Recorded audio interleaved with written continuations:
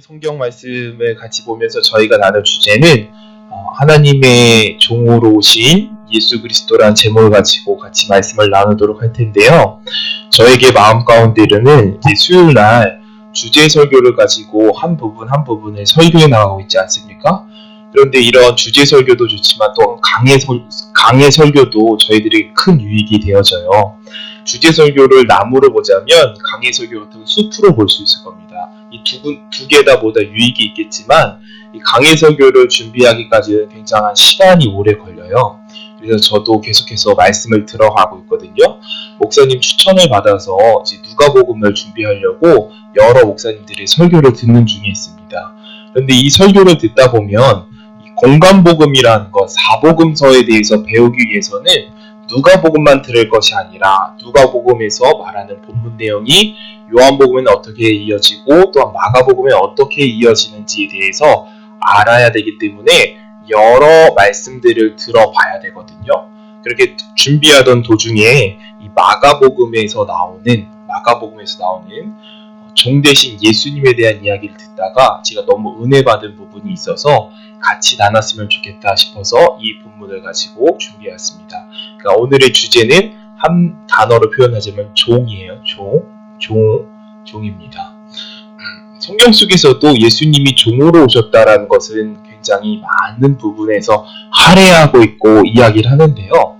이 사복음서의 주제만 봐도 알 수가 있을 겁니다.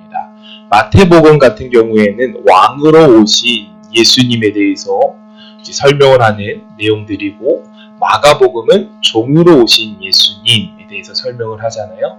또한 누가복음 같은 경우에는 완전한 사람이 인자로 오신 예수님에 대해 설명을 하고, 또한 하나님의 아들로서 오신 예수님은 요한복음에 설명을 하고 있는 것처럼 이런 테마가 있는 것처럼 마가복음에서는 종으로 오신 예수님에 대해서 할애를 한단 말이에요. 그러니까 종으로 오신 예수님이라는 내용들은 성경 곳곳에 들어있다는 것을 기억하시면서 오늘 말씀을 봐나가도록 하겠습니다. 이 출애굽기 21장의 내용은 종에 대한 성경 내용인데 한번 보도록 할까요? 제가 먼저 읽고 2절은 우리 성도님들이 같이 읽어주시면 되겠습니다. 내가 백성 앞에 세울 법규는 이러하니라.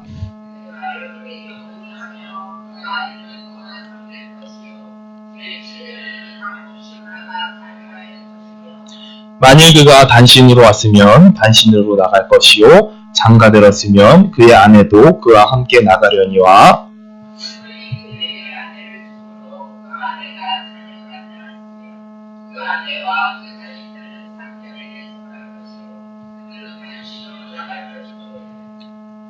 종이 진정으로 말하기를 내가 상전과 내 처자를 사랑하니 나가서 자유하지 않겠노라 하면,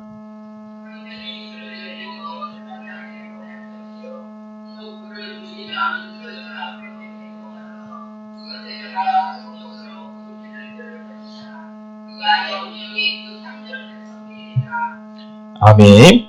이 출애굽기 21장의 내용은 어떤 내용 뒤에 나오는 내용이냐면 바로 출애굽기 20장은 십계명에 대한 내용입니다. 십계명이 끝나고 말씀 두 군데에 다른 테마가 나오는데 그중 하나가 이 종에 대한 내용이고 또 한 가지는 바로 제단에 대한 내용이거든요. 이것은 너무너무나도 중요한 내용입니다. 왜냐하면 이 십계명을 주셨다라는 것 자체가 인간들이 온전히 지킬 수 없는 계명이었고, 또한 하나님 앞에서 의롭게 설 수 없는 자를 드러내는 계명이잖아요. 십계명 자체가. 그런데 이 십계명을 주시면서 하나님께서 보완책을 주신 겁니다. 그것이 두 가지 이야기가 있는 것인데, 첫 번째 출애굽기 20장 바로 하단 부분에 어떤 내용이 나온다? 바로 제단에 대한 부분이 나온다라는 거예요. 십계명 바로 끝난 다음에 제단에 대한 내용. 즉 이 말은 무엇이죠? 우리가 율법을 온전히 지키지 못했어도 걱정하지 말아라, 그 말이죠. 왜? 제단이 있기 때문에 내가 너희들의 죄를 씻겨줄 것이고 너희들은 의롭게 설 수 있다는 것을 뒷받침할 수 있는 내용이라는 거죠. 이걸 꼭 기억하셔야 됩니다. 십계명 바로 밑에 나오는 내용이 무엇이다? 출애굽기 20장 상단에는 십계명이 들어있고 하단 부분에는 무슨 내용이 들어있다? 제단에 대한 내용이 들어있다. 그 말은 즉 너희들이 십계명을 온전히 지키지 못했어도 하나님께서는 그 대비책을 준비해 두셨다. 그것이 무엇이다? 죄를 씻을 수 있는 제단이다 라는 것이고, 그 제단 이야기가 끝나면 바로 등장하는 것이 종에 대한 이야기인데요. 이건 역시도 하나님의 심정을 엿볼 수가 있는 겁니다. 우리가 할 수 없는 일이 있었을 땐, 우리가 할 수 없고 내가 해야 될 일들이 있었을 땐 누구를 시키죠? 자기의 가까운 사람, 아니면 자기 밑에 있는 사람, 자기 종을 시킬 것 아닙니까? 그렇기 때문에 이것은 어떤 부분으로 보시면 되는 거냐면, 온전히 십계명을 우리가 이행할 수 없고 지킬 수 없기 때문에 누구를 예비해 두셨다는 걸 볼 수 있죠. 바로 하나님의 종인 예수 그리스도를 예비해 두셨고, 그가 어떠한 마음으로 우리를 섬기고 우리를 도와줄 것인지에 대해서 이야기하는 내용이라는 것을 기억하면서 보도록 하겠습니다. 한 구절 한 구절 다시 한번 보실 텐데요. 1절에서부터 한번 보겠습니다. 내가 백성 앞에 세울 율례는 이러하니라. 2절 한번 볼까요?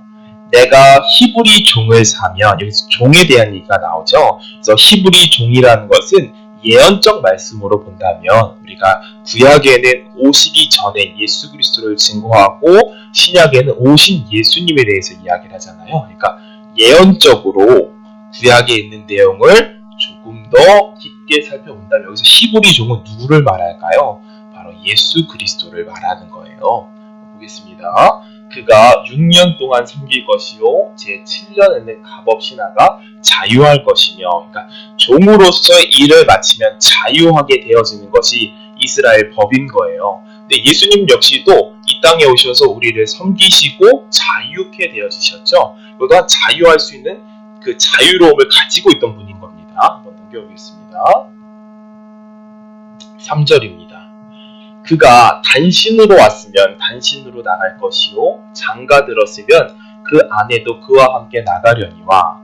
또 한번 계속 읽어볼게요. 상전이 그에게 아내를 주므로 그 아내가 자녀가 낳았으며 그 아내와 자식들을 상전에게 속할 것이요 그는 단신으로 나갈 것이로되, 종이 진정으로 말하기를 내가 내 상전과 내 처자를 사랑하니 나가서 자유하지 않겠노라 하며. 5절을 한번 계속해서 보면서 이야기하도록 하겠습니다. 어떤 내용인지를 머릿속에 한번 그려보세요. 어떤 거냐면, 종이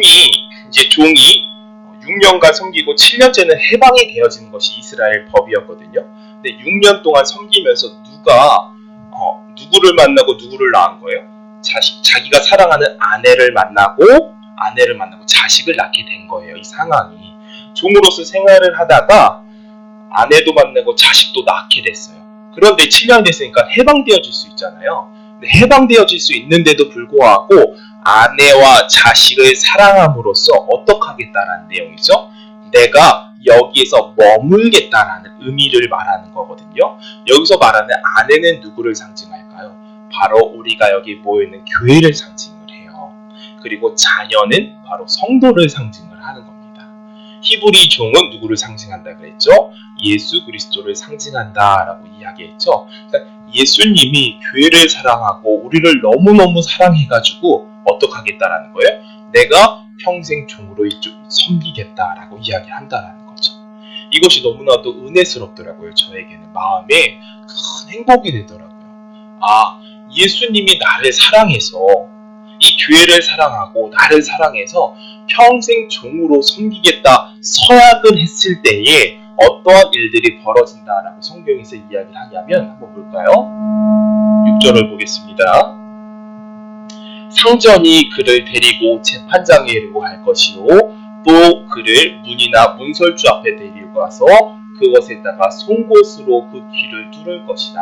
그가 영영이 그 상전을 섬기리라 그랬죠. 그러니까 벽에다가 데려다 놓고 여기다가 귀에다가 귀걸이를 시키라는 거예요. 이것은 비유인 거거든요. 즉 십자가에서 몸이 뚫리실 예수 그리스도를 상징을 한다는 거예요. 즉 이렇다라는 거죠. 오늘 내용을 살펴보면 내가 종으로서 살아가는데 사랑하는 자가 있으면은 평생을 섬기겠다고 서약하겠습니다.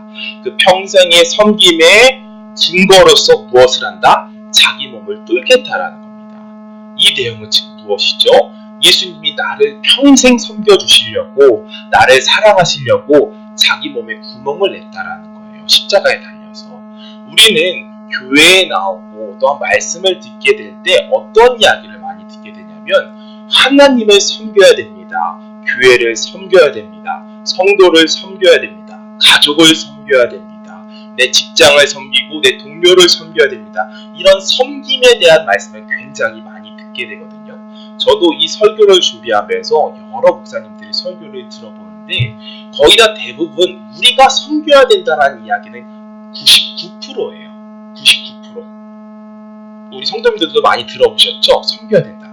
그렇지만 예수님께서 우리를 어떻게 섬기셨고 어떠한 마음으로 섬겼는지에 대해서는 대부분 설교를 많이 안 하세요. 그래서 우리는 섬김에 대한, 섬겨야 된다는 삶에 대한 설교는 많이 듣지만 그 동력이 되어지고 그 힘이 되어질 수 있는 예수님의 그 사랑의 섬김에 대해서 좀 더 살펴보고자 하는 거예요. 왜냐하면 우리가 하나님을 사랑하고 내가 사랑하는 사람을 사랑하는 것은 어느 것으로부터 나옵니까? 내가 먼저 섬김을 받았을 때부터 나오는 겁니다. 그렇죠? 제가 아이들을 섬기고 제가 아이들을 사랑했을 때 그 아이들이 저를 사랑해 주는 것처럼 하나님의 사랑을 우리는 느끼고 하나님이 나를 어떻게 섬겨주셨는지를 배울 때에 우리도 마찬가지로 섬길 수 있다는 거죠. 먼저 그런 이야기가 되어지지 않고 섬겨야 된다는 이야기만 계속 듣게 되어지면 우리는 어떻게 되어질까요? 바로 지치고 낭망하고 쓰러지고 교회를 떠나게 되어지죠. 많은 청년들과 청소년들이 교회에 나와서 섬김을 하고 봉사를 하지만 그것을 채우지 못해서 좌절하고 그 고통의 시간들을 보내는 경우도 우리는 때때로 많이 보잖아요. 그리고 간증 같은 거 들었을 때 저 청년 때, 중고등부 때 얼마나 주님을 열심으로 섬겼는지 모릅니다. 그런 이야기를 꽤 듣게 되어지잖아요. 그렇지만 우리는 좀 더 집중해서 볼 것은 무엇이다? 그 섬길 수 있게 되어진 동력, 힘은 무엇이다?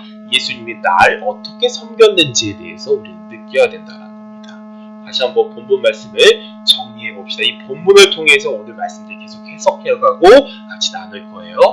어떤 이야기죠? 히브리 종이 있는데 그 종이 6년 동안 생활을 하면서 아내를 만나고 자식을 낳게 되어졌습니다.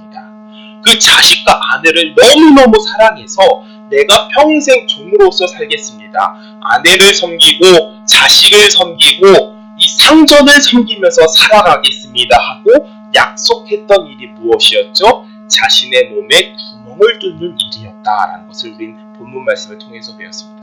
그 약속은, 그 예언은 신약 성경에 어디서 성취되죠? 바로 예수 그리스도가 자신의 몸을 뚫는 것으로 십자가에 달림으로써 그 약속이 성취되어짐을 우리는 확인할 수 있다는 거죠. 그렇다면 거기서만 끝내고 오늘날은 섬겨주지 않는 것인가? 그것도 아닙니다. 계속해서 지금도 우리를 섬겨주시고 계속해서 지금도 우리를 도와주신다라는 거죠. 한번 성경 말씀 쭉 봐나가면서 이 이야기를 좀 더 해나가도록 하겠습니다. 이 시편 40편 6절 말씀 한번 보도록 할까요? 이게 70인역, 이 성경에도 번역이 여러 가지가 있잖아요. 새 번역이 있고 킹 제임스 번역이 있고 이런 번역들이 많잖아요. 이 70인역 번역에 보면 이 문구가 어떻게 바뀌냐면 한번 먼저 이 문구를 읽고 보도록 하겠습니다.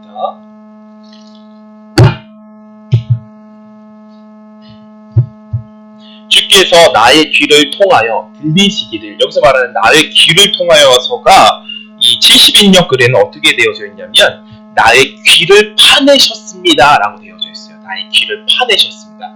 나의 귀를 뚫으셨습니다. 이런 문구로 번역이 되어져 있어요. 그러니까 예언이죠. 시편이나 잠언 같은 데 예언들이 많이 나와 있잖아요. 이것을 보면서 그리스도께서 자신의 귀를 뚫고 또한 자신이 섬기는 자로서 오실 것이라는 것을 알 수 있는 건데요. 성경 말씀을 좀 더 봐나가도록 하겠습니다. 계시록 1장 13절 말씀입니다. 요한계시록입니다. 1장 13절 말씀 볼까요? 이제 요한계시록 1장 13절에는 요한이 예수님의 형상을 환상으로 보게 되어졌어요. 그러니까 예수님의 모습이 어떻다라고 표현을 하는데 촛대 사이에 인자 같은 이가 발에 끌리는 옷을 입고 가슴에 금띠를 띠고 라고 적혀있죠. 가슴에 띠는 띠인데요. 가슴에 띠. 그래서 가슴에 띠라는 것은 이스라엘 문화나 중동 문화에서 종이 하는 거예요. 종이 입는 거예요. 띠를 띈다라는 거. 즉, 이 신약 성경, 예수 죽고 난 뒤에도 종의 모습을 하고 있죠. 그렇죠? 오늘날도 우리로서 종으로서 섬겨주신다라는 거예요. 한번 말씀을 보겠습니다. 근데 이 예수님이 섬겨주신다라는 것을 우리는 때로는 깜짝 놀라고 때로는 예수님이 우리를 섬겨준다고 의아하게 되어지는 경우도 있는데요. 왜 그런 경우가 생길까요? 바로 우리가 섬겨야 되는 존재이지 섬김을 받아야 되는 존재라는 것은 아니라고 생각하기 때문이에요.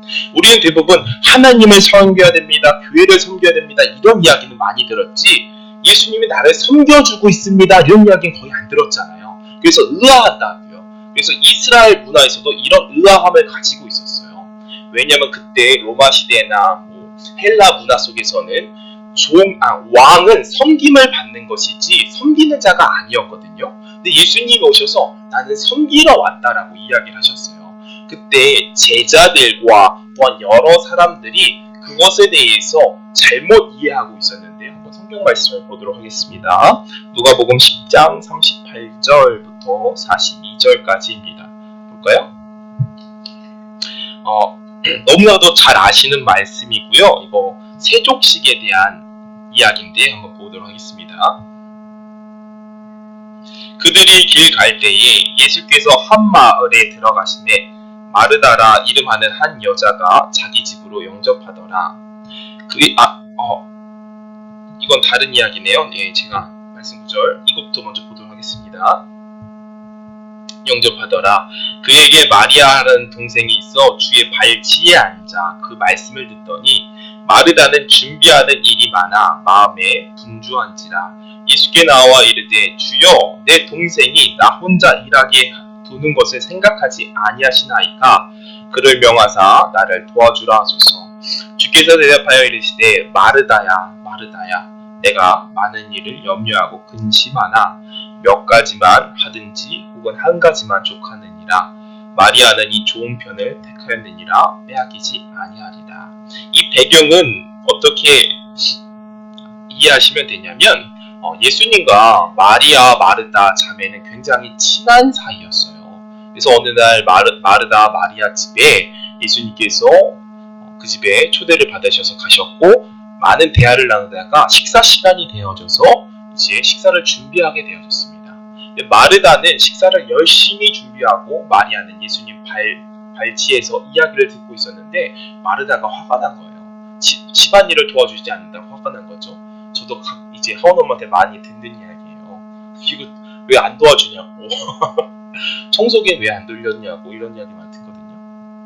그러니까 마르다도 우리 하원엄마처럼 이렇게 화가 난 거예요 지금. 그래서 다 이제 팔짱을 끼고 왜 예수님 마리아 왜 지금 뭐하고 있습니까 하니까 예수께서 뭐라고 이야기하시죠? 뭐라고 이야기하는 거예요? 좋은 편을 택하였다 마리아는 이렇게 이야기하시죠. 그러니까 여기서 보았을 때 우리는 무엇을 알 수 있죠? 예수님은 우리를 섬기러 오신 것이고 우리를 도와주러 오신 분이지 내가 열심히 예수님 앞에서 일하고 이것에 대해서는 우리는 한 번 더 먼저 생각해 봐야 될 것이 있다는 거예요. 무엇이 더 중요하다고 이야기하는 거죠? 듣고 예수님을 통해서 은혜를 받고 예수님을 통해서 함께 하나님에 대해서 알아가는 것이 더 중요하다라고 이야기를 하는 거죠. 여기서는 순서가 있는 겁니다. 순서. 그러니까 섬김을 하지 말아야 된다 그런 이야기는 아니에요. 절대. 교회는 당연히 하나님을 사랑하게 되어지고 또한 교회를 사랑하게 되어지면 자원하는 마음으로 교회를 섬기고 싶어지고 그것 또한 역시 성도들에게 유익이 되어지는 일들이잖아요. 이 이야기는 섬기지 말아라 그런 이야기는 아니고 무엇이 더 우선순위가 되어져야 되는지에 대해서 이야기를 하고 있잖아요. 그러니까 먼저 공급을 받고 다음에 내가 하는 것이지 공급도 없이 내가 무엇을 할 수 있겠습니까? 그렇죠? 그러니까 예수님의 섬김을 받고 예수님의 사랑을 받고 예수님의 은혜를 받고 내가 할 수 있게 되어지는 것 구조잖아요. 이 또한 역시 또한 다른 이야기가 있는데요. 너무나도 잘 아실 만한 이야기일 거예요. 바로 베드로 이야기입니다. 베드로의 세족식 이야기도 잘 아시죠? 베드로가 이제 예수님이 부르셔가지고 발을 씻겨주려고 하는데 그 발을 씻겨준다는 의미가 이스라엘 문화에서는 어떤 의미였냐면 이스라엘 사람들은 어느 집에 초대를 받거나 파티에 가거나 사람들을 만나게 되었으면 그 집 앞에 항아리가 놓여져 있었습니다. 항아리, 물이 잠긴 항아리. 이건 가나안 혼인잔치에서도 나오는 그런 항아리의 종류예요. 이 항아리에 물이 담겨져 있으면 손을 씻고 발을 씻는 용도로 했었는데, 그런데 중요한 것은 무엇이냐면 여기서 보면 한 가지 중요한 걸 짚고 넘어가자면 정말 이 손님이 내 집에 놀러오고 파티에 초대받은 사람이 귀하거나 내가 정말 사랑하는 사람이면 그 집 주인이 발을 씻겨주거나 혹은 손을 씻겨주는 일을 했었어요. 이해되어지시죠? 그 사람을 정말 사랑하면 대신 씻겨준다고요. 대신 집 주인 대신 씻겨주는 거예요. 그러니까 베드로를 씻겨주는 데 먼저 조건이 무엇이었어요? 예수님이 베드로를 씻겨주는 것은 넌 나에게 정말 귀한 사람이야 라고 말해주는 거예요. 넌 내가 정말 사랑하는 사람이야 이렇게 이야기해 준다는 거죠.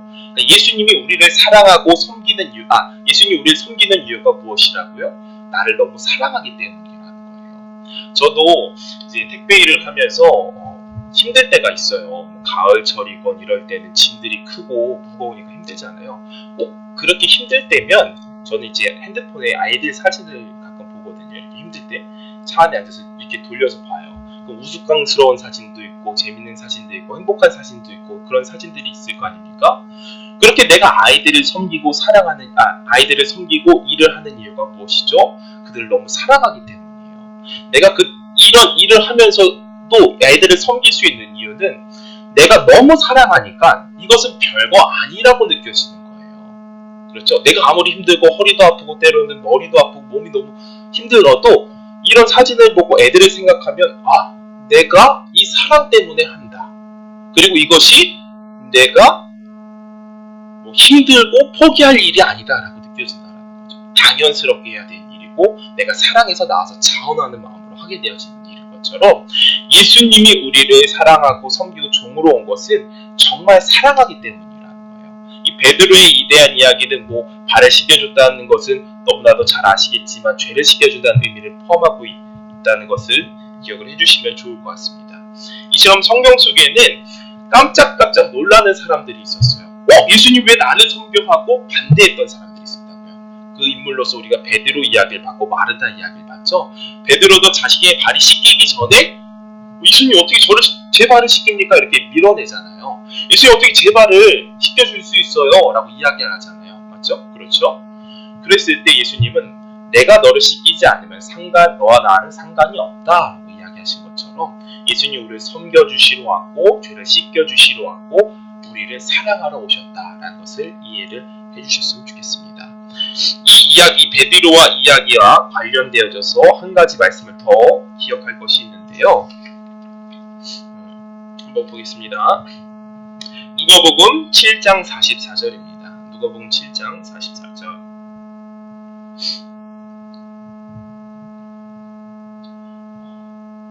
바리새인 집에 예수님이 초대를 받으셨어요. 바리새인 집에 식사 초대를 받으셨는데 그 배경을 기억하시면서 말씀을 보겠습니다. 여자를 돌아보시며 시몬에게 이르시되 이 여자를 보느냐? 내가 내 집에 들어오매 너는 내 발을 씻겨줄 물도 주지 아니하였을 때 이 여자는 눈물로 내 발을 적시고 그 머리털로 씻었으며 다음 절입니다. 너는 내게 입맞추지 아니하였을 때 저는 내가 들어올 때부터 내 발에 입맞추기를 그치지 아니하였으며 너는 내 머리를 감람유도 붓지 아니하였을 때 저는 향유를 내 발에 부었느니라. 이러므로 내가 내게 말하노니 저의 많은 죄가 사하여졌도다. 이는 저의 사랑함이 많음이니라. 사함을 받은 일이 적은 자는 적게 사랑하느니라. 여기서 보니까 사랑함이 많음이라 라고 적혀있죠. 창녀였던 한 여인이 예수님을 만나서 예수님의 사랑을 느끼고 은혜를 느끼고 그 사랑을 전하기 위해서 바리새인 집에 간 겁니다. 예수님이 바리새인 집에 앉아서 있는데 바리새인은 물을 준비해 오지도 않고 예수님의 발을 씻겨주지도 않았어요. 그 마음 가운데 바리새인 마음 가운데 예수님을 귀한 사람으로 보지 않았다라는 거고 사랑하는 자로 보지 않았다라는 것을 들키는 거죠. 그런데 이 죄 사함을 많이 받은 여인은 예수님을 너무너무 사랑해서 자기의 가장 귀한 것을 가지고 나와서 예수님의 발을 씻겨주고 그 사랑함을 보여줬다는 거예요. 여기서 보니까 우리가 예수님을 사랑하고 섬기는 이유에 대해서 나오게 되어지는 거죠. 먼저 예수님의 큰 사랑을 받으니까 그 사랑이 섬김으로써 나왔잖아요. 이와 같은 전제 조건이 되어져야 된다는 거죠. 우리가 하나님을 섬기고 하나님을 섬기고 또한 이 세상을 섬기고 또한 교회를 섬기는데 먼저 우리가 알아야 될 것은 예수님 나를 얼마나 사랑하고 얼마나 나를 섬겨주셨는지에 대해서 우리는 이해해야 될 것입니다. 한번 말씀 구절을 또 보도록 하겠습니다. 이제는 우리가 이사야서 61장 1절 말씀과 누가복음 4장 14절 말씀을 보면서 이 종에 대한 두 번째 주제로 같이 넘어가도록 할 텐데요.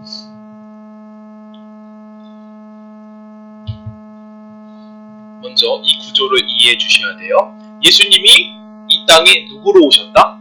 종으로서 섬기는 자로 오셨다라는 거예요. 본래는 우리가 종으로서 살아야 되거든요. 죄의 종으로서 살고 하나님의 종으로서 살고 이런 종으로서 살아야 되는 건데 예수님이 내 대신 종으로 오셔서 그 섬기는 일을 감당해 주신 거예요. 그렇다면 종이었던 우리는 어떻게 되어지는 거죠? 바로 하나님의 자녀로 탈바꿈하게 되어지는 겁니다. 탈바꿈하게 되어지는 거예요. 왜? 내가 종살이 해야 되는 것을 누가 대신 종살이를 해주시는 거죠? 바로 예수님이 대신 종살이를 해주었기 때문입니다. 그것은 구약 성경에도 많은 이야기들로 나오는 이야기인데요. 요셉의 이야기를 잠깐 들어보도록 할까요? 요셉은 형제들을 대신해서 감옥에 갇히고 종살이를 수년간 했죠. 이곳저곳을 떠나다니고 또한 감옥 생활을 하고 파라오의 이집트 왕의 밑에서 또한 수종을 들면서 살아갔습니다. 요셉의 종살이를 통해서 이스라엘 그들의 형제는 어떠한 지위를 얻게 되어졌죠? 바로 이집트 안에서 가장 좋은 땅인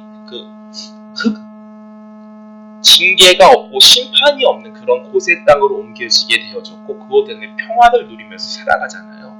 이러한 구조인 거예요. 요셉은 예수님을 상징한다는 걸 너무나 잘 알고 있죠.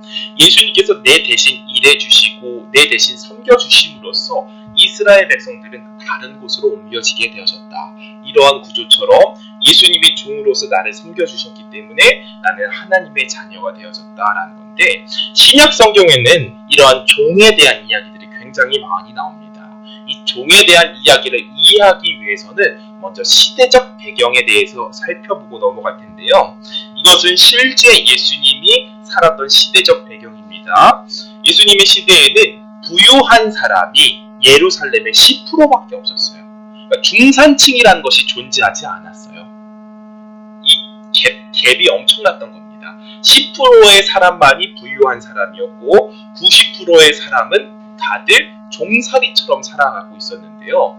어떤 극심한 경우였냐면 이 10%의 사람들이 예루살렘의 거의 모든 땅을 소유를 하고 있었어요. 거의 모든 땅을 다 가지고 있고 그 땅을 가지고 수입을 만들어냈는데 그렇다면 이 땅이 있으니까 누구를 부릴 수가 있어요? 종을 부릴 수 있겠죠. 돈을 가지고 있으니까요. 그래서 이스라엘 사람들은 먹고 살기 위해서 스스로 자처하여서 종이 되어져야 하는 상황이었고 그들은 이렇게 밭을 갖고 농사를 갖고 왔을 때 농작물들이 날 것 아닙니까? 3분의 2에 해당되어지는 금액들이나 재산들을 그런 얻은 것들을 10% 인원에게 주어야 됐어요. 그러니까 종살이 같은 삶을 살았던 거죠. 그래서 이 극심하게 가난한 삶을 살았고 이 10%의 부유한 사람은 어떤 생활을 했다라고 성경이 기록을 하냐면 이것은 뭐 성경 말씀에 나와 있지 않지만 역사학자나 여러 책들에 보면 대제사장의 가문 있죠. 대제사장의 가문 같은 경우에는 뭐 안식일이나 여러 절기 가운데 예루살렘으로 올라갔어야 되는데 예루살렘에 올라갈 때에는 신발을 신으면 안 됐었어요. 신발을 신으면 안 됐으니까 신발을 벗어야 되는 불편함이 있지 않습니까? 그 신발을 벗어야 되는 불편함마저 해소하려고 자기 집서부터 예루살렘 성전까지 무엇을 깔았냐면 카페트를 깔았어요. 카페트. 이 10% 정도 되는 그 부유한 사람들. 그러니까 이 밟고 올라가는 것조차 힘들고 귀찮다 생각해서 그냥 편안하게 올라가자. 이 신발을 벗고 카페트를 올라간 거예요. 그런 만큼 이 심한 빈부격차가 있었다라는 거죠. 그러니까 이스라엘 사람들은 대부분이 종살이를 하고 있으니까 무엇을 기다리겠어요? 이 종살이에서 벗어나기 위해서 단 한 가지 희년을 기다렸다는 거예요. 희년. 왜냐하면 이스라엘 나라의 문화 가운데 희년이라는 제도가 있었는데 이 희년이라는 제도는 50년마다 오는 제도예요. 50년마다 오는 제도. 그러니까 사람이 한평생을 살아가다 보면 한 번쯤은 올 수 있는 그런 제도거든요. 근데 이스라엘 나라에서는 이 희년을 잊어버리고 살았었어요. 예수님이 있었을 당시, 예수님이 이제 공생애를 시작했을 당시에 이스라엘 사람들은 이 희년이란 제도조차 잃어버리고 살았던 거예요. 그냥 평생 난 종으로서 살아야지 이런 것을 기다리지 않고 그 살았다는 배경을 이해하면서 이제 말씀을 보도록 하겠습니다. 이사야 61장 1절에는 예언이 있어요. 예언. 어떤 예언이냐면 메시아 구세주가 오면은 어떤 나라를 회복할 것이다. 바로 희년이 회복되어질 것이고 종으로 묶였던 자, 억압받는 자는 자유자가 되어지고 이제는 풀려나게 되어진다라는 예언인 거예요. 한번 보겠습니다. 여호와의 신이 내게 임하셨으니 이는 여호와께서 내게 기름 부으사 가난한 자에게 아름다운 소식을 전하게 하려 하심이라. 나를 보내사 마음이 상한 자를 고치고 포로된 자에게 자유를 갖힌. 다음 절입니다.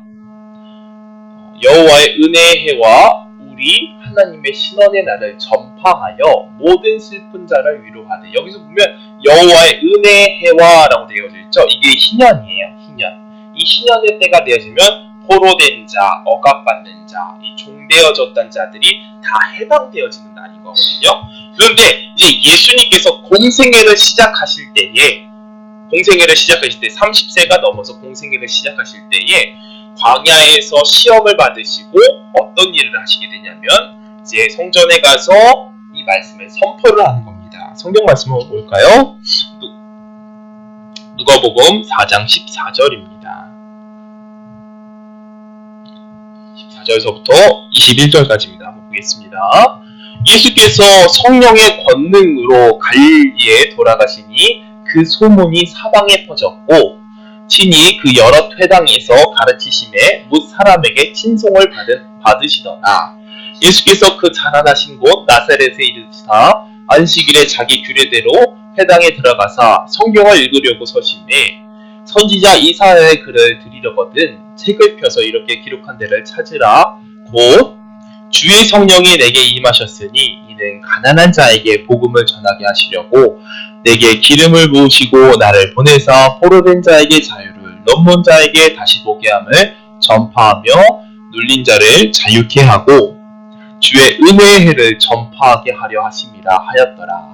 책을 덮어 그 맡은 자에게 주시고 앉으시니 회당에 있는 자들이 다 주목하여 보더라. 이에 예수께서 저에게 말씀하시되 이 글이 오늘날 너희 귀에 응하였느니라 하시니 라고 되어 있죠. 여기서 전 구절에 보면 20절 한번 볼까요? 20절 한번 보겠습니다. 20절 한번 볼까요? 전 구절입니다. 여기서 보니까 회당에 있는 자들이 다 주목하여 보더라 라고 되어 있죠. 깜짝 놀란 거예요. 사람들이. 왜 깜짝 놀랐을까요? 뭐라고? 지금이 은혜라고? 이스라엘 사람들은 머리에 은혜라는 건 신년이라는 걸 알고 있었거든요. 다 까먹고 있었던 것이었던 나를 예수님께서 말씀을 선포하시고 응하였다라고 말하니까 누구를 통해서 희연이 왔다라는 것을 깨달은 거예요. 예수 그리스도를 통해서 이제 종살이가 벗어지게 되어지는 거구나 라고 주목하여서 보는 거예요. 왜 주목하여 보였을까요? 그들의 실제 삶이 종과 같은 삶이었기 때문에 주목하여 볼 수밖에 없던 거죠. 90%의 사람들은 어떠한 삶을 살고 있었다라고 시대적 배경에 대해서 이야기했죠. 종과 같은 삶을 살고 있었다라고 이야기했죠. 이 종과 같은 삶을 살다가 이제 신년이 되어졌다라는 말을 듣게 되어지니까 그들이 주목하여 보는 거예요. 왜? 내 삶에 고달픈, 억눌린, 힘듦에서 벗어날 수 있게 되어졌다라고 선포하는 내용을 듣게 되시면 깜짝 놀라신 거죠. 그런데 이 신년이 되어지고 종이 풀려나게 되어지는 것은 이스라엘 문화에서 몇 가지 법적으로 해결해야 되는 문제들이 있었는데요. 그 법적으로 해결해야 될 문제가 바로 두 가지가 있었어요. 첫 번째, 땅을 돌려주는 일. 신년이 되면 땅을 돌려줘야 되거든요. 그 주인에게 돌려주든지 자신이 빌렸던 땅을 받게 되어지는 그 땅을 돌려주는 일과 채무, 빚을 탕감받는 일이 있었어요. 근데 예수님께서는 그것을 어떻게 해결하시고 우리를 정말 어떻게 종 가운데서 풀려나게 해주셨나라는 것에 대해서 살펴보도록 할 거예요. 우리는 이것을 단순히 육적인 일로만 받아들여서는 안 될 겁니다. 저도 이제 하원 엄마랑 지금 살고 있는 곳이 LH에서 하는 전세 임대주택이에요. 그래서 전세 임대주택이 곧 있으면 저희는 완료가 되어져요. 완료가 되어서도 이사를 가서 뭐 집을 구하든 뭘 하든 해야 되는 상황인 거거든요. 그런데 이사를 가려면 빚을 지게 되어지잖아요. 뭐 전세 대출을 받든 뭐 그냥 매매를 하기 위해서 대출을 받을 거 아닙니까? 그럼 빚이 생긴단 말이에요. 그것을 잘못 인용해가지고 성경 말씀을 잘못 인용해서 내가 대출인데도 갚아준다고 이렇게 뭐 기도하면 주님께서 뭐 다 갚아주실 거면 이런 것을 육적으로 받아들이시면 안 되는 거예요. 제가 만약에 육적으로 받아들였다면 전 10억짜리 아파트 사겠죠. 맞죠? 10억짜리 사도 예수님께서 다 갚아줄 수 있다고 생각하는 그런 잘못된 믿음을 가지시면 안 돼요. 여기서 말하는 땅이라는 것은 어떤 것이고 채무라는 것은 어떤 것인지 우리가 영적으로도 육적으로 알아봐야겠죠. 마음 같아서는 저도 육적으로 믿고 싶어요. 그래서 저기 막 서울에 있는 좋은 아파트, 내가 갖고 싶은 아파트 사서 주님 40일을 기도해서 주실 때까지나 기도합니다. 뭐 이렇게 해서 채무를 받고 싶지만 그런 이야기가 아니거든요. 뭐 어떤 말씀들이 있는지 한번 보도록 하겠습니다. 종에서 벗어나기 위해서 두 가지 법적 제도를 벗어나야 되는데 첫 번째 땅을 갚는 것, 신년에 땅을 갚는 것에 대해서 한번 볼게요. 마태복음 5장 5절 말씀 보겠습니다. 마태복음 5장 5절 온유한 자는 복이 있나니 저희가 땅을 기업으로 받을 것이오 라고 되어 있죠. 땅을 기업으로 받을 것이오. 여기서 기업이라는 것은 내가 원래 내 조상이 가졌던 것을 내가 받게 되어진다 그런 의미잖아요. 그러니까 이스라엘 문화에선 땅이라는 것은 제비를 뽑아서 12지파가 나눠지고 각각 지파에게 물려지게 되어진 기업이었다란 말이에요. 그런데 예수님께서 산상수훈에서 이거 말씀을 선포하시는 거예요. 너희들이 땅을 기업으로 받게 될 것이다. 이제 신년의 날이 되었으니까 땅을 되돌려 받게 될 것이다. 너희는 지금 90%의 인원은 아무도 자기 땅을 갖지 못했지. 아무도 자기 땅을 갖지 못하고 지금 종살이하고 있지. 하지만 너희들은 땅을 기업으로 받을 것이다. 그 땅이 무엇을 말하는 거예요? 바로 천국 땅을 말하는 거예요. 천국 땅. 왜? 신년의 날이 선포되어졌으니까 너희들은 천국의 땅을 얻게 되어질 것이다. 왜? 내가 이 신년을 선포하고 종살이하고 있는 너희들을 해방시키러 왔다. 그러니 너희들은 땅을 받게 될 것이다. 천국 땅을 이야기하고 있다는 거예요. 이것이 해결되어지면 마음속에 믿어지면 어떠한 두려움도 사라지게 되어질까요? 바로 우리가 가끔씩 오해하고 있는 천국에 대한 집 같은 것들이 오해가 풀어지는 거예요. 그렇겠죠? 우리는 천국의 집을 이해할 때 잘못된 말씀을 이해하고 잘못된 성경을 인용하다 보면 이렇게 생각한단 말이에요. 내가 이 땅에 살아가면서 많은 봉사를 하고 많은 섬김을 하고 많은 종살이를 하고 하다 보면 벽돌이 하나하나 올라간다. 그렇게 생각을 하지 않아요. 벽돌이 하나하나 올라간다. 그리고 천국엔 넓은 땅이 지어진다 라고 생각하죠. 그렇지 않아요.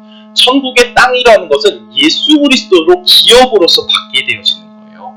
우리는 예수님을 통하여 그 족보 안에 들어갔죠. 우리 족보 안에 들어간 겁니다. 그러니까 누구에게나 하나님의 기업으로 땅을 받게 되어진다는 거예요. 하나님 나라 갔을 때. 그렇기 때문에 우린 유초등부도 그렇고 중고등부도 그렇고 청년부들에게도 잘못된 것을 말하면 안 된 거예요. 너 이렇게 신앙생활하면 천국 가서는 그지로 살 수 있어. 너 이렇게 신앙생활하면 천국 가서는 좁은 집에 살 수 있어. 그렇게 생각할 수 있다는 거죠. 그런 것부터 우린 벗어나야겠죠. 우린 천국에 가면 주님과 함께 살아가는 것이지 누군 넓은 땅, 누군 좁은 땅 그렇게 살 수 없을 거예요. 전 이 땅에서도 좁은 땅에 살아가는데 천국 가서도 좁은 땅 살면 너무 마음이 아플 것 같아요. 맞죠? 야, 저 사람은 하나님의 축복받아서 헌금도 많이 할 수 있는 능력도 되고, 야, 뭐 또 할 수 있는, 봉사할 수 있는 힘도 되고, 환경도 되고 해가지고 많은 상급을 쌓아서 좋은 집에 사는데 나는, 내 삶을 살아가기도 너무 힘들고, 고난이고, 내 가정을 돌보기도 너무 힘들고, 그래서 때론 부족한 것이 많고, 헌금도 많이 드릴 수 있는 환경도 아니고, 이런데 천국에 가면은 누구는 부잣집, 누구는 그런 집, 이렇게 된다면 얼마나 억울하겠어요. 그냥 죽기 전에 예수님 믿는 게 낫죠. 그렇죠? 실제로 죽기 전에 예수님 믿었던 사람들도 있어요. 과거에 기독교 암흑시대에 죽기 전에 믿으면 천국 갈 수 있으니까 평생을 허랑방탕하게 살아가다가 딱 목사님 모셔가지고 임종예배 때 예수님 믿습니다 하고 죽었던 그런 역사적인 사건들도 있거든요. 그런 거와 별개와 달리 우리가 이해해야 될 것은 무엇이다? 바로 우리는 기업으로 바뀌게 되었습니다. 이제 종살이에서 벗어나서 희년의 때가 왔으니 우린 종이 아니라 하나님의 약속대로 땅을 받게 되어지는 것인데 그 땅은 어디다? 천국이다. 그것을 이야기했고, 두 번째 어떤 것을 해결해야 된다? 바로 탕감을 받는 빚의 탕감에 대한 이야기인데요. 빚이라는 건 오페이리 레마타라는 원문의 뜻인데 이 말씀 구절은 또 어디에 나오냐면 한번 말씀을 볼까요? 골로새서 2장 14절입니다. 골로새서 2장 14절 우리를 거스르고 불리하게 하는 법 조문을 쓴 증서를 지우고, 여기서 증서라는 것은 우리가 잘 알잖아요. 내가 빚이 있으면은 증서를 쓰죠. 내가 이 빚이 있습니다 하고 글을 쓴단 말이에요. 도장을 찍고 이 증서가 이 증서라는 거예요. 증서. 그러니까 예수님께서 이 증서를 도말해 버리셨대요. 빚을 대신 갚아주셨다라는 거예요. 예수님께 빚을 갚아주셔서 어떻게 갚아주셨냐라고 성경이 말하냐면 십자가에 못 박음으로써 갚아주셨다라는 거죠. 종이라면 빚을 갚아야 되는 것이 당연한 일인데 누가 대신 갚아주셨다? 예수님께서 십자가에 달리심으로써 그 종이를 박박 찢어버렸다라는 거예요. 얘는 더 이상 종이 아닙니다 라고 박박 찢었다라는 거예요. 그러니까 우리가 성경에서 보면 종되어졌다라는 것은 어디에 속했다라는 것을 알 수 있어요. 율법에 속해 있는 자다라고 알고 있잖아요. 율법에 속해 있는 자는 종이 된 자이고 하나님의 복음에 속해 있는 자는 하나님의 자녀가 된 것이다 라고 알고 있죠. 근데 사도 바울은 자기가 스스로 종됐다라 그러는데 그런 좀 개념과는 다른 겁니다. 스스로 종됐다는 것은 예수님을 위하여서 내가 받은 것이 많고 하나님으로부터 기쁨이 많으니 그것을 위해서 평생을 헌신하겠다 그런 의미지 율법과 복음 속에서 종됐다 그런 의미는 아닌 거예요. 그걸 짚고 넘어갑시다. 그렇게 해서 우리는 온전히 종살이를 벗어나서 하나님의 자녀로서 살아가게 되어졌다라는 것을 우리는 기억을 해야 됩니다. 그럴 때 우리는 신앙생활을 하면서 어떻게 해야 될까요? 마음속에 당당하게 하나님 앞에 또한 예수님 앞에 내가 요청하고 기도하고 간구할 수 있게 되어진 거예요. 만약에 내가 종이라면은 내가 아르바이트생이라면은 사장님에게 사장님 저 예를 들면 저 지금 돈이 필요해가지고 저 돈 좀 빌려줄 수 있어요? 그럼 사장님이 뭐라 그럴까요? 그럼 돈을 받고 싶으면 일을 해 이러겠죠? 200이 필요해? 그럼 2달 일을 해 이럴 거예요. 왜? 관계가 종이니까. 그렇죠? 그런데 이제 종에서 벗어나서 종된 것을 다 탕감해버리고 자녀의 자리에 들어가기 때문에 예수님께서 우리를 어떻게 해주신다라는 거예요? 우리를 계속해서 섬겨주신다라는 거예요. 우리를 계속해서 도와주신다라는 거예요. 그렇기 때문에 우리는 예수 그리스도 앞에 나의 부족함, 나의 연약함, 나의 필요, 내 삶의 궁핍, 내 삶의 어려움 역시도 내려놓고 기도할 수 있는 자격이 됐다라는 거죠. 그렇기 때문에 우리는 이런 것에서 베드로와 같이 마르다와 같이 내 삶이 바빠가지고 마르다 구절에 뭐라고 있어요? 그가 분주하여서라 그랬죠? 주님 앞에서 휴식을 얻지 못하잖아요. 내 삶이 분주하고 힘듦이 있어서 그리고 내가 해결해야 된다는 그런 종과 같은 마음이 있어서 우리가 그런 마르다의 자리로 가는 것이 아니라 이제는 내가 하나님의 자녀이고 하나님의 종에서 벗어났습니다. 그러니 예수님 안에서 앉아서 안식을 누리고 대화하고 간구할 수 있는 교제가 되어지는 거죠.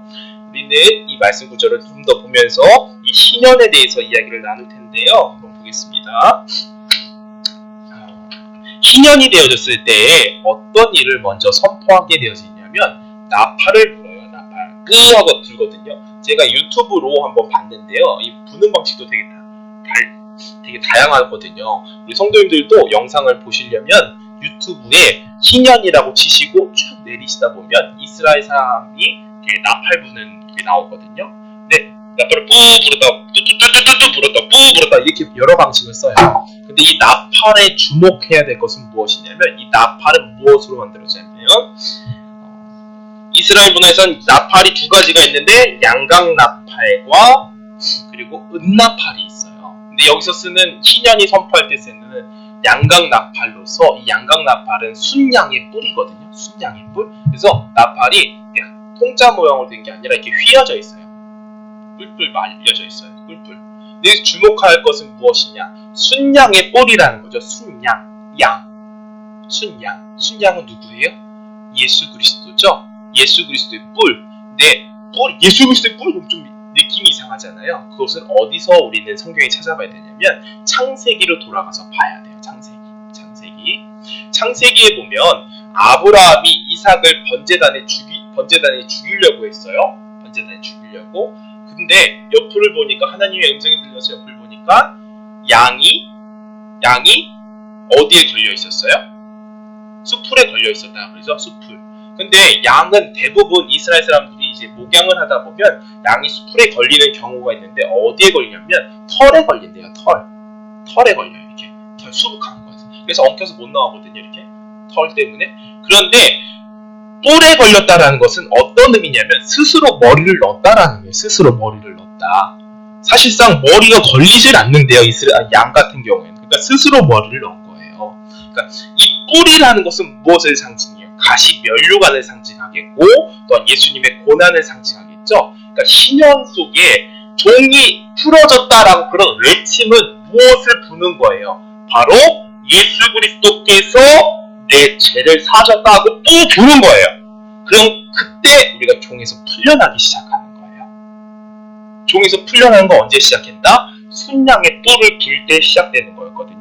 이스라엘 문화 속에선. 근데 순양의 뿔은 우리가 구약 성경에 보니까 언제다? 바로 예수 그리스도의 죽음과 연관이 되어져 있고 아브라함이 이삭을 죽일 때 양이 수풀에 걸려져 있다. 근데 실제로 이스라엘 사람들은 이 날을 나팔절이라고 생각해요. 이스라엘 사람들 나팔절이 다가오면 아브라함이 이삭을 죽이려고 했을 때 양을 만난 그날이구나 라고 기억을 하거든요. 하나님께서 나팔 소리를 들으시고 이삭 죽이는 걸 멈췄다라고 이스라엘 사람들은 그렇게 생각해요. 이스라엘 사람들은. 마크 빌츠 목사님의 동영상 보시면 이런 절기 같은 거 좀 더 공부하기 쉬우실 거예요. 만약 공부하고 싶으신 분이 있으면 찾아서 들어보시길 바랄게요. 그러니까 이스라엘 사람들이서 나팔 소리가 언제 울렸다? 아브라함 이삭을 죽이려고 하는데 하나님께서 나팔 소리를 들으셨다. 그 나팔 소리를 듣고 양을 준비해서 두셨다라는 건데 그 나팔 소리는 무엇이다? 바로 예수 그리스도의 죽음 소리다.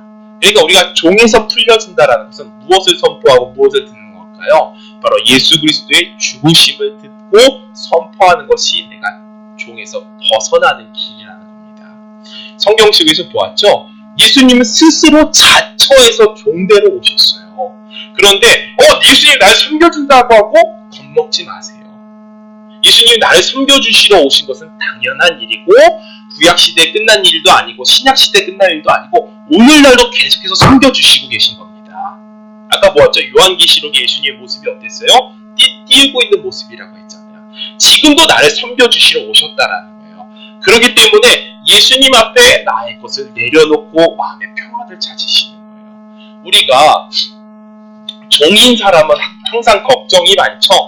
종인 사람은 항상 걱정이 많은 거예요. 세상 걱정도 많고 어떻게 살아야 되는 걱정도 많고 상전의 눈치를 보느냐 걱정도 많고 이런 걱정할 것들이 너무 많습니다. 왜? 자기의 소유가 하나도 없기 때문에. 근데 종에서 벗어난 자녀는 걱정이 있나요? 왜? 아버지가 있기 때문이고 나를 도와주는 자가 있기 때문에 걱정이 없겠죠? 이런 것처럼 우리는 종에서 벗어나서 이제 하나님의 자녀된 자리로 가는 길을 속하시기를 저는 바랍니다. 한번 본문 말씀을 다시 한번 보고 마치도록 하겠습니다. 성경 말씀 볼까요? 본문 말씀 돌아와서 다시 한번 살펴보고 마치도록 하겠습니다. 출애굽기 21장 1절입니다. 출애굽기 21장 1절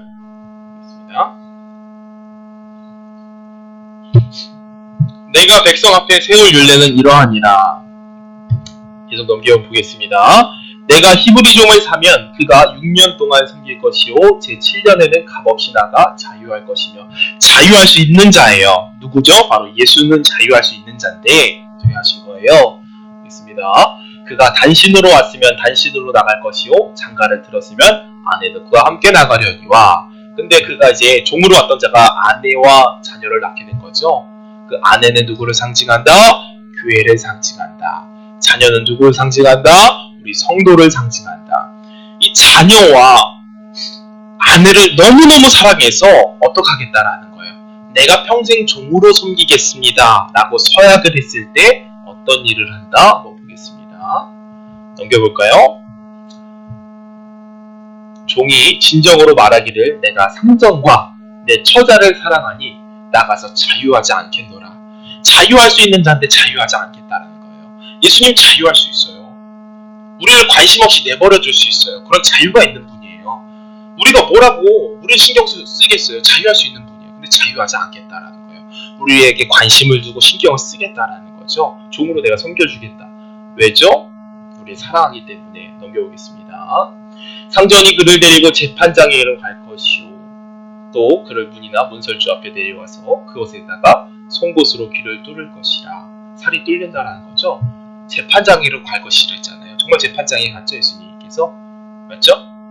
재판장에 실제로 갔잖아요. 그리고 뚫리셨죠? 이렇게 예언이 성취되는 겁니다. 신약 성경에 가서. 말씀 준비했던 말씀 몇 구절만 더 읽고 한번 마치도록 하겠습니다. 로마서 8장 15절입니다. 로마서 8장 15절. 너희는 다시 무서워하는 종의 영을 받지 아니하고 양자의 영을 받았으므로 우리가 아빠 아버지라 부르짖느니라. 우리가 부르짖을 수 있는 거예요. 이제는 종이 아니기 때문에 성령이 친히 우리 영과 더불어 하나님의 자녀인 것을 증언하시나니. 그리고 갈라디아서 4장 4절부터 7절까지입니다. 때가 참에 하나님이 그 아들을 보내서 여자에게서 나게 하시고 율법 아래 나게 하신 것은 율법 아래 있는 자들을 속량하시고 우리로 아들의 명분을 얻게 하려 하심이라. 너희가 아들인 고로 하나님이 그 아들의 영을 우리 마음 가운데 보내서 아바 아버지라 부르게 하셨느니라. 그러므로 내가 이후로는 종이 아니요 아들이니 아들이면 하나님으로 말미암아 유업을 이을 자니라. 되어져 있죠. 약속을 받을 자라는 거죠. 기도하겠습니다. 하나님 아버지